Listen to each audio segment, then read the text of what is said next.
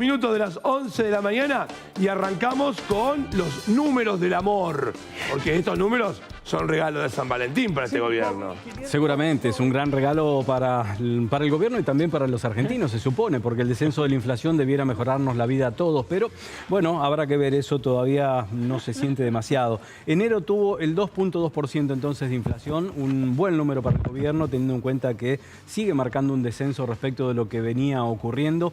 El que lo comentó a través de un videíto fue el propio presidente Javier Milei, ahora lo vamos a escuchar, y también después tuiteó el ministro de Economía Luis Caputo. Pero vamos a estar hablando, después de escuchar al presidente, qué significan estos números, cuáles son las proyecciones, si le viene bien o no de cara a las negociaciones que sostiene el gobierno con el Fondo Monetario Internacional, etcétera, etcétera. Pero vamos a escuchar al presidente Milei. Así describía el número que dio a conocer el INDEC a las 4 de la tarde ayer. La inflación más baja de los últimos 5 años, pero además, si limpiás los efectos de la pandemia que la tenía artificialmente deprimida, es la más baja desde el 2018. Además, la inflación en bienes fue del 1,5%, es decir, donde vos no mirás el efecto de las tarifas atrasadas que dejó el gobierno anterior. Y si mirás la canasta básica, fue del 0,9%. Es decir, en bienes y en canasta básica, Argentina tiene deflación en dólares, ya que el crawling peg estaba en 2%. Por lo tanto, seguimos haciendo historia. Somos el mejor gobierno de la historia, mal que le pese a los econochantas y al conjunto de mandriles que quieren que la Argentina le vaya mal. Bueno, más allá de algunas consideraciones técnicas que quienes no están punto a punto con la cuestión económica no van a entender, la historia del crawling peg de la que hemos hablado acá en algún momento, el tema de la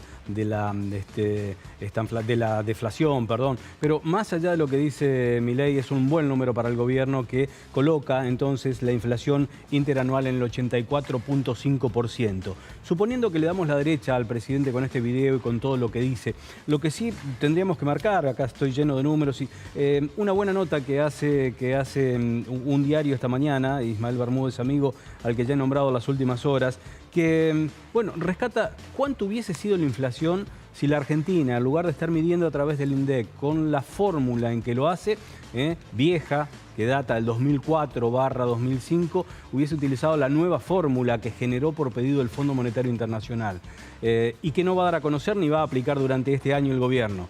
Si hubiera utilizado esa fórmula, la nueva, la actualizada en función de lo que una familia tipo consume hoy en la Argentina, que tiene que ver con nuevas necesidades, con más consumo de energía, con aplicaciones tecnológicas que eventualmente tiene que pagar, etcétera, etcétera, ya sea por cuestiones de entretenimiento, por cuestiones laborales. Bueno, esa inflación debió haber sido del 2.8%, en lugar del 2.2%, 2.8%. Y esto nos estaría marcando que en lugar de tener un interanual, como difundió ayer el INDEC, del 84.5%, hubiésemos tenido un interanual de 104%. Vos me podés preguntar, Nacho, ¿pero entonces nos están dando una inflación trucha? No, nos están dando una inflación medida y conocida a través de una fórmula desactualizada. Por eso es imperioso que el gobierno empiece a ejecutar estos parámetros o estas mediciones con la nueva fórmula, que es lo que ha pedido el Fondo Monetario, pero que en este año de elecciones el gobierno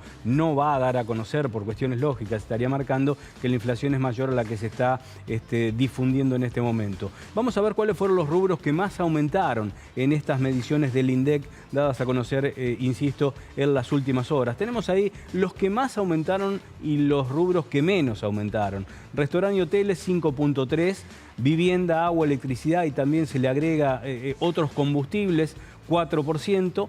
Y entre los que menos aumentaron, cosa que bueno, uno podría llegar a poner en duda, pero no tenemos las estadísticas a mano, educación 0,5%, prendas de vestir y calzado, me viene esta inflación y es deflación, perdón, siempre confundo los términos, una deflación del 0.7%. De hecho, salió el mismo Caputo a hablar de la cuestión de las prendas, etcétera, etcétera. Unas prendas que no bajan básicamente por lo que significa el costo o el precio de las prendas de vestir y los calzados en las vidrieras. Baja porque no hay consumo, baja porque está tan cara la ropa en la Argentina que cada vez la gente cambia menos el vestuario. Ahí tenemos justamente...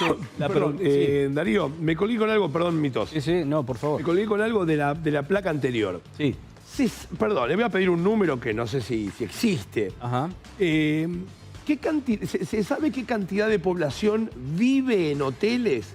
Porque me llama la atención como el rubro restaurante y hoteles. El restaurante, bueno, es como pareciera más palpable. Pero hoteles, a menos que sea por turismo, digo, puede que haya un porcentaje, no sé si mayor, menor, chiquito, grande, que viva en hoteles. Mirá, Nacho, la verdad que cuando no tengo los datos me gusta decir no sé, pero a ver, trato de acompañar de esta manera, como decís vos. Pero también es duda solamente.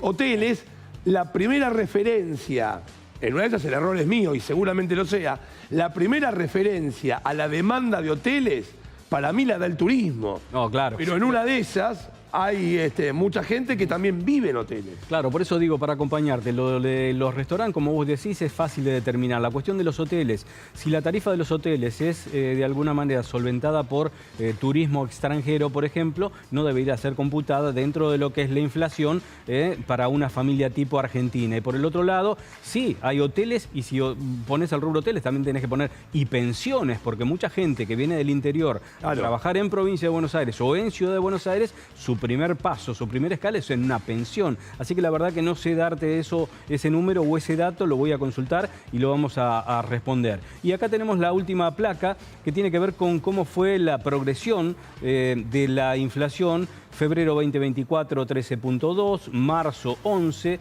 abril 8.8, mayo 4.2 y bueno, llegamos, no vamos a nombrar todas, llegamos a esta instancia en el que en enero estamos en 2.2 habiendo tenido en diciembre 2.7 y en noviembre 2.4. Digo, 2.4, habría habido un pequeño rebote como por cuestiones estacionales en diciembre en 2.7 y ahora enero 2.2. ¿Qué es lo que se prevé para el mes de febrero? Un poco lo habíamos comentado a partir de esto del relevamiento de expectativas de mercado. Se cree que la inflación en el mes de febrero puede estar apenas, pero apenas un poquitito por debajo del 2% o en el 2%. Ya tendríamos que hablar de una perforación de ese 2 en el mes de abril, que podría llegar a ser 1.9 y para julio prevén 1.6. Pero bueno, este dato al gobierno le viene bien, marca que efectivamente sigue bajando la inflación, es algo que va a utilizar como muestra las negociaciones finales con el Fondo Monetario Internacional. El ministro Caputo, el que vamos a estar viendo en unos segundos nada más, un tuit, ha dicho que para el acuerdo con el fondo solo falta poner un moño, al igual que el presidente, y allí tenemos entonces el tuit de Caputo. El 2.2, el de inflación, es la inflación más baja. No alcanzó a leer por allí, en casi 5 años. Más baja en casi 5 años, sí. Bienes 1,5, canasta básica 0,9. El proceso de desinflación continúa, banderita, banderita, banderita. Efectivamente. Alguien pone o retuitea también lo generado por el Ministerio de Economía, que marca que el índice de precios al consumidor fue de 2.2. Vamos a ver de qué manera esto empieza a impactar sobre algunos precios y también tener en cuenta que, se viene algún mes que puede tener un rebote. ¿Por qué? Porque el comienzo de las clases generalmente genera, ¿no es cierto?, un consumo y un gasto mayor las familias que tienen chicos en el colegio, más allá de que se dice que la educación ha bajado, en algunos casos quienes tienen la posibilidad o el privilegio de mandar los hijos a colegios particulares verifican que no es así. El tema de las prepagas volvió a ser un tema muy preocupante para el gobierno, que está trabajando, ojo con esto porque me lo comentaban ayer en la Casa Rosada, están trabajando sobre la posibilidad de un decreto que vuelva a poner topes a los incrementos de las prepagas. Así que es uno de los temas preocupantes y ya para cerrar, al recomenzar o reanudarse las clases hay gastos y cuestiones estacionales que pueden influir sobre el mes de febrero, principio de marzo. Así que cualquier rebote tendría que ver con esto y no con una baja que se está viendo es pronunciada en el tema inflacionario. Sí, tengo entendido que en el retail de electrodomésticos se lo conoce como el mes de la línea marrón. No sé por qué, entiendo que hay como un índice de mayor compra de televisores, o por lo menos a eso le llamaban la línea marrón, la línea blanca son los lavarropas, heladeras, más allá del color, bueno, está como ese etiquetado. Y por supuesto, bueno, la canasta de los colegios. Sí, yo te diría o te sugeriría, Nacho, que por un tiempito, nada más, por un tiempito, no utilices esto del término marrón. ¿Por qué? Porque hubo un concejal que dijo que el turismo... No, déjame que me hago cargo yo y lo quiero comentar yo, lo estoy diciendo con ironía. Una gran polémica porque un concejal de un partido de la costa habló que este año en la costa había habido mucho turismo marrón. Y bueno, lógicamente le saltaron a la yugular a este comentario racista de alguien que ni siquiera debiera ocupar una banca de concejal, ¿no? Gracias, Darío. Bueno, escuchame, nos metemos en lo que es el sudamericano que se está jugando.